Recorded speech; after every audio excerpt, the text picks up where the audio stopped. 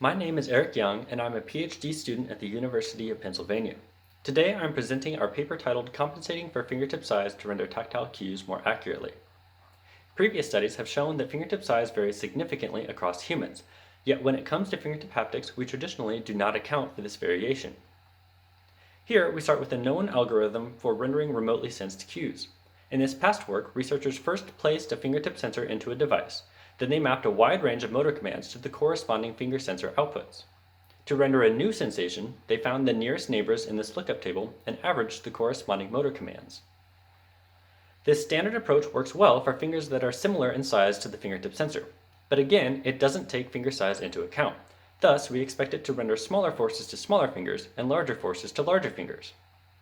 Here we present two methods to adjust this standard lookup table so that we can render personalized haptic cues to fingertips of different sizes.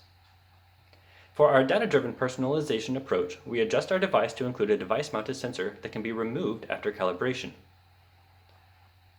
We also have the human wear the device in order to create a second user-specific lookup table.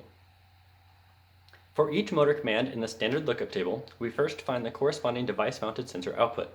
Then we find the nearest device-mounted sensor outputs observed during the user-centered calibration and average the corresponding user-specific motor inputs.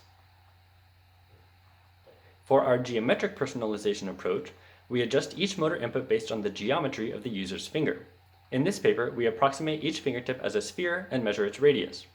For each motor command in the standard lookup table, we first estimate the corresponding mobile platform pose. We then estimate how much and in which direction the mobile platform deforms the sensor. Next, we estimate the required pose of the adjusted mobile platform such that the same deformation is rendered to the user's fingertip. And finally, we convert this pose into adjusted motor inputs. We performed two studies to compare our data-driven and geometric personalizations to the standard non-personalized method. Our first study measured the forces rendered to 6 sensorized rubber fingertips, 3 with spherical tips, and 3 casts of author's fingers. We rendered 100 target sensations to all 6 fingers using each of the 3 rendering methods. We found that the data-driven and geometric personalizations significantly reduced the force rendering error compared to the standard approach for all of the fingertips other than the original fingertip sensor. We also ran a human subject study in which participants rated the similarity of a target sensation they saw to a hidden tactile sensation that was rendered using one of the 3 approaches.